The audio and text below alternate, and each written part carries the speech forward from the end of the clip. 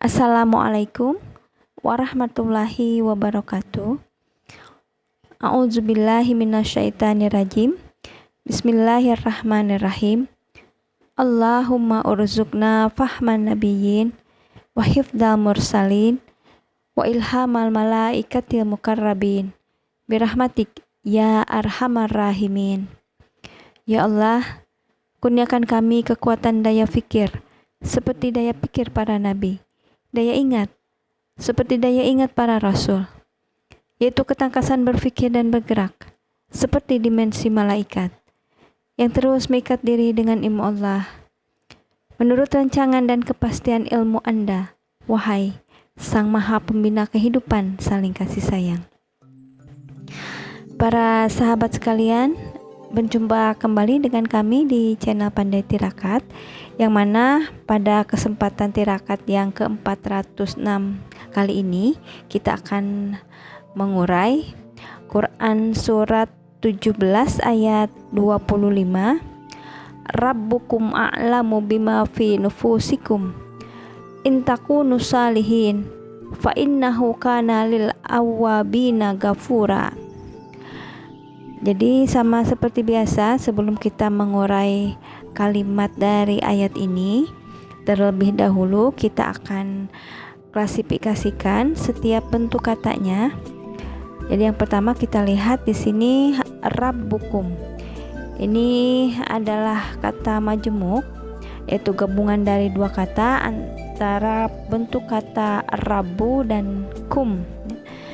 Jadi kita usut dulu bentuk kata rabbu. Yang sebelumnya, sebelum dimajemukkan, ini bentuknya adalah rabbun. Karena sudah dimajemukkan, maka harkatnya menjadi tunggal, rabbu. Nah, kita lihat rabbun ini adalah kata benda. Jadi kita lambangkan dengan B. Kita usut dari peninjauan kata benda. Yang pertama dari asal usulnya, ini adalah kata benda jadian, bentuk kata pelaku musabahah atau kata pelaku sangat, itu atas pola fa'lun. Dari kata kerja 3 huruf pokok pola 2 untuk bengek, yaitu dari rabba yarubu rabban, yang artinya memimpin atau membimbing. Sehingga kalau ini adalah kata pelaku rabbun, maka artinya menjadi pembimbing. Kemudian dilihat dari golongan, ini adalah golongan laki-laki, jumlah tunggal dengan perubahan harkat akhir, ini adalah rafa. Jadi untuk petanya rabbun, rabbani, arbabun. Kemudian untuk golongan perempuannya rabbatun, rabbatani, rabbatun. Kemudian bentuk kata yang kedua itu adalah kum. Ini menjadi kata kedua dalam majemuk ya. Jadi kum ini adalah KPNO untuk pihak kedua laki-laki jamak dalam keadaan kasrah, karena dia menjadi bentuk kata kedua dalam majemuk, sehingga ini mutlak harus kasrah. Kemudian kita lihat bentuk kata yang ketiga, yaitu bentuk kata a'lamu. Ini juga kata benda, jadi kita lambangkan dengan B, dimana sama tadi kita usut untuk peninjauan kata benda. Yang pertama dari asal usulnya, ini adalah kata benda jadian, bentuk kata pelaku lebih atau isim tafdil, itu dari kata kerja alima ya'lamu, yang artinya mengetahui. Jadi polanya di sini untuk kata pelaku lebih itu akbaru ya. Sehingga untuk a'lamu sama dengan artinya yang lebih mengetahui. Kemudian dilihat dari golongan, ini golongan laki-laki tunggal ya, untuk satu orang dengan perubahan harkat akhir, ini adalah rafa atau damah. Kemudian untuk petanya a'lamu, a'lamani, a'lamuna. atau untuk jamak rusaknya a'alimu. Kemudian untuk perempuannya dibentuk atas pola fu'la menjadi ulma, ulmayani. Kemudian untuk jamaknya fu'alu menjadi ulamu. Itu untuk yang rafa. Kemudian untuk yang nasab dan jar ini sama menjadi a'lama. Jadi jar tidak a'lami tapi a'lama, karena ini adalah termasuk kepada kata benda gair munsyarif, sehingga untuk jarnya menjadi a'lama, a'lamaini, a'lamina, a'alima. Kemudian untuk ceweknya ulama ya, sama dengan rafanya. Kemudian ulmayaini, ulama. Jadi sama untuk bentuk nasab dan jarnya. Selanjutnya kita lihat bentuk kata bi. Ini adalah lain-lain bentuk kata. Jadi kita lambangkan dengan L. Ini adalah kata sandang atau huruf jar yang artinya dengan. Kemudian kita lihat ma.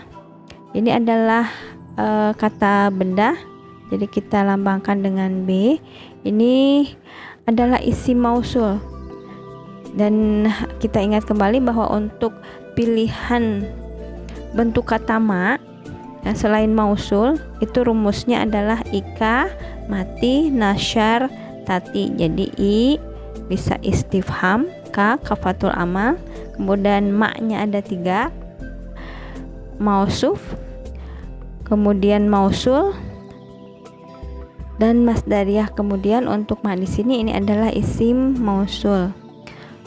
Kemudian nasyar berarti nafi dan syarat. Jadi di sini untuk ma ini adalah mausul yang artinya apa yang. Selanjutnya fi ini adalah lain-lain bentuk kata, jadi L. Ini adalah huruf jar atau kata sandang yang artinya di dalam. Kemudian selanjutnya kita lihat nufusikum. Ini pun adalah bentuk kata majmuk, yaitu gabungan antara nufusi dan kum. Kita lihat dulu pada bentuk kata nufusi. Ini kata benda. Jadi kita lambangkan dengan B, kemudian kita usut dari peninjauan kata benda dari asal usul. Ini adalah kata benda asli untuk nama sesuatu golongan perempuan dalam jumlah banyak. Kemudian perubahan harkat akhir ini adalah kasrah karena sebelumnya ini didahului oleh huruf jar fi. Jadi untuk petanya nafsun, nafsani, anfusun, atau bisa bentuknya ini adalah nufusun. Jadi bentuk jamaknya bisa anfusun, bisa nufusun. Yang artinya di sini adalah diri, nafsu ya, sama dengan kecenderungan. Kemudian untuk kasrahnya berarti nafsin, nafsaini, anfusin atau nufusin. Kemudian di sini harkatnya tunggal sama dengan rabbukum. Ini karena menjadi kata pertama dalam majemuk. Kemudian kum sama seperti tadi yang pertama di awal, itu kata pengganti nama objek untuk pihak kedua laki jamak dalam keadaan kasrah karena menjadi kata kedua dalam majemuk. Selanjutnya kita lihat bentuk kata in. In di sini adalah lain-lain bentuk kata, jadi kita lambangkan L. Ini adalah huruf syarat, di mana fungsi huruf syarat di sini ini kadang mensukunkan kata kerja lagi atau kadang juga tidak. Selanjutnya kita lihat bentuk kata yang jatuh setelah in, ini adalah takunu. Nah, ini adalah kata kerja. Kita lihat aspek peninjauan kata kerja. Yang pertama dilihat dari jenis huruf. Ini adalah buduk tengah waw. Kemudian jumlah hurufnya 3 huruf pokok pola 2, yaitu dari kana yakunu, dimana kita sudah mengetahui bahwa bentuk kata kana ini adalah kata kerja yang tidak bisa berdiri sendiri. Kemudian dilihat dari keadaan kerja, ini adalah kata kerja aktif, intransitif. Kemudian untuk pedasnya, ini adalah kata kerja lagi untuk domir antum dengan perubahan harkat akhir. Ini sukun yang cirinya yaitu dengan membuang nun, ya, karena tadi didahului dengan huruf syarat in. Jadi untuk rafa'nya yakunu, yakunani, yakununa, takunu, takunani, yakunna, takunu, takunani, takununa, takunina, takunani, takunna, akunu, nakunu. Kemudian untuk yang sukunnya menjadi yakun. Jadi di situ ada pembuangan huruf buduk. Yakun, yakuna, yakunu, takun, takuna, yakunna, takun, takuna, takunu, takuni, takuna, takunna, akun, nakun. Kemudian untuk fungsi kana dan kawan-kawannya, ini adalah mendomahkan pokok dan memfathahkan keterangan, dimana untuk saudara kana ini seperti zalla, bata, kemudian adha, asbaha, amsa, sara, laisa, mazala, ma bariha, ma fatia, dan ma anfaka. Selanjutnya kita lihat bentuk kata salihin. Untuk bentuk kata salihin, ini adalah kata benda. Jadi kita lambangkan dengan B. Kemudian untuk kata salihin di sini adalah kata benda jadian. Untuk kata pelaku biasa dari kata kerja saluha yasluhu, salahan, yang artinya di sini bisa baik, bagus, berbuat baik, atau berbuat sesuai.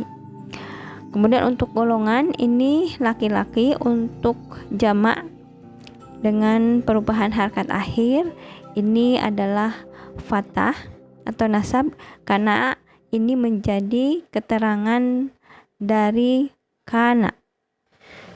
Selanjutnya kita lihat bentuk kata fa. Ini adalah lain-lain bentuk kata, jadi kita lambangkan L. Ini adalah huruf jawab syarat. Kemudian kita lihat inna. Inna juga adalah L, ya, lain-lain bentuk kata, yaitu untuk bentuk kata penyungguh atau ta'kid, yang fungsinya ini kebalikan dari kana. Jadi untuk inna ini fungsinya adalah memfathahkan pokok dan mendamahkan keterangan. Kemudian saudara inna itu kita rumuskan dengan adu ka lafat. Jadi a-nya 2, inna, anna, ka anna, lapat, la-nya 4, lakinna, la'alla, laita, dan la nafiyatu lil jinsi. Selanjutnya kita lihat bentuk kata hu. Hu di sini ini adalah KPN, ya, KPNS untuk pihak ketiga, laki-laki tunggal dalam keadaan fathah karena fungsi dari ina. Selanjutnya kana. Nah, ini sama seperti tadi kita sudah bahas pada takunu. Hanya saja di sini adalah untuk kata kerja telah, domir huwa. Selanjutnya li. Ini adalah lain-lain bentuk kata. kita lambangkan L. Ini adalah kata sandang atau huruf jar ya. Kemudian kita lihat bentuk kata awabina, al-awabina. Nah, ini adalah kata benda, jadi kita lambangkan dengan B, dimana untuk awabina kita usut dari aspek peninjauan kata benda.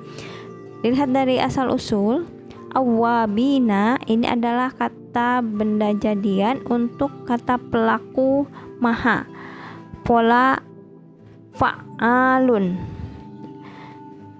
Itu dari kata kerja 3 huruf pokok pola 2 untuk jenis huruf buduk berendeng. Jadi dari awaba ya.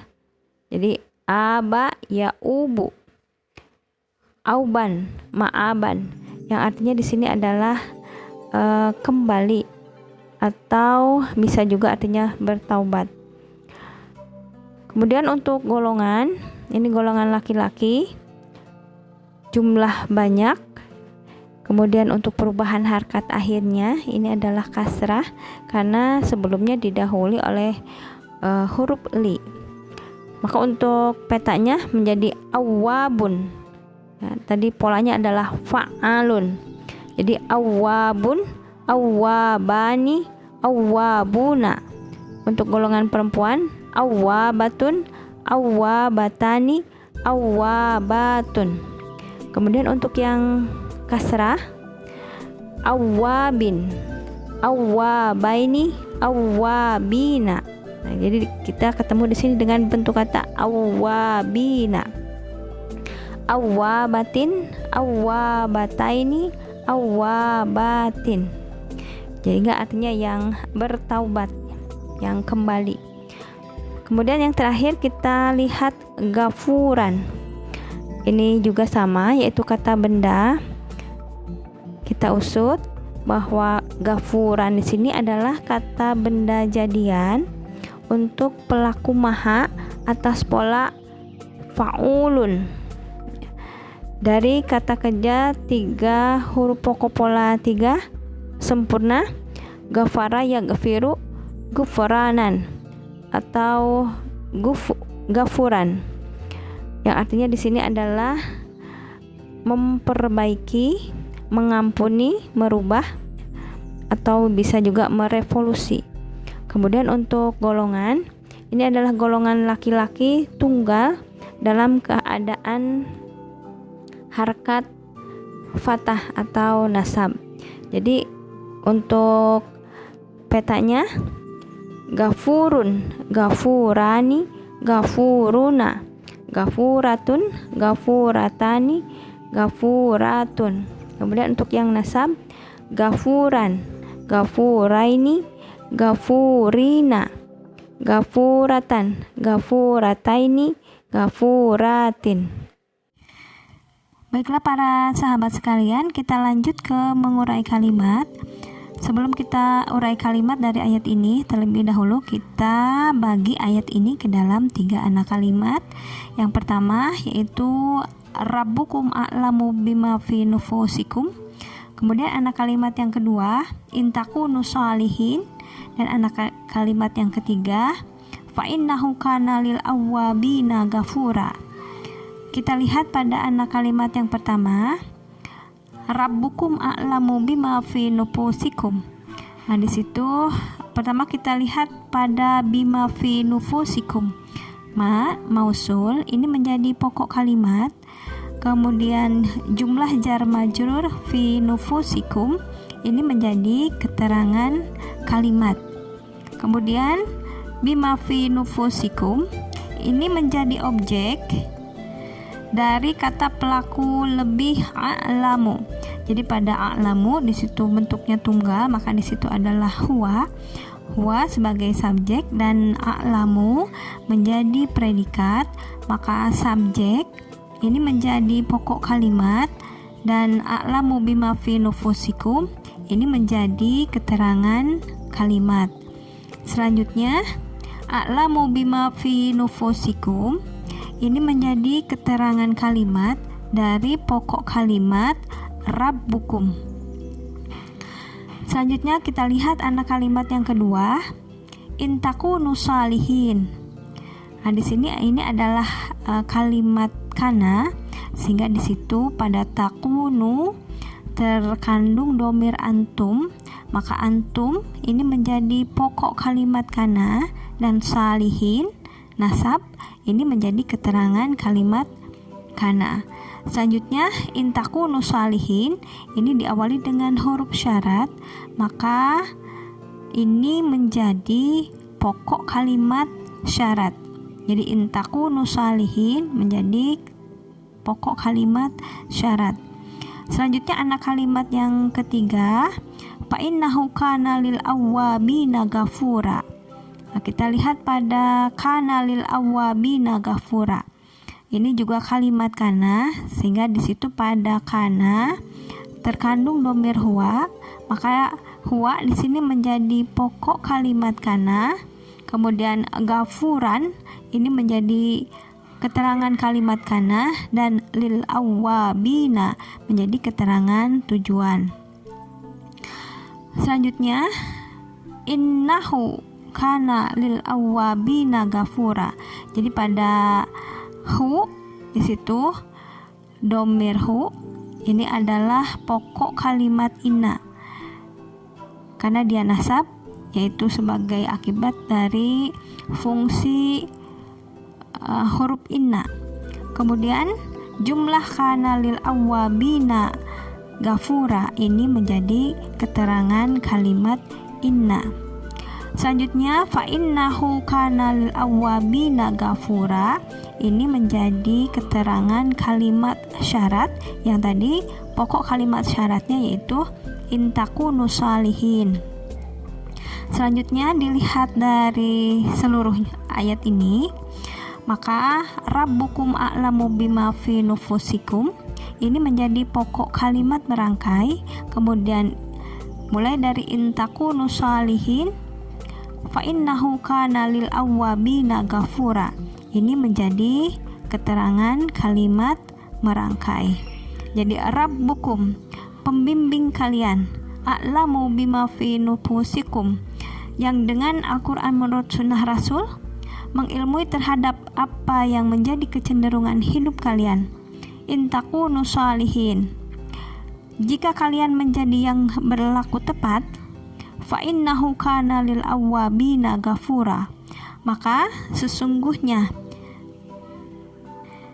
dia dengan Al-Quran menurut sunnah Rasul ini adalah benar-benar menjadi pembina kehidupan maha revolusioner lil awwabina bagi yang mau bertaubat setaubat-taubatnya. Demikianlah para sahabat sekalian yang bisa kami sampaikan pada kesempatan kali ini. Walhamdulillahilladzi lahu ma fis samawati wa ma fil ardh wa lahul hamdu fil akhirah wa huwal hakimul khabir. Wassalamualaikum warahmatullahi wabarakatuh.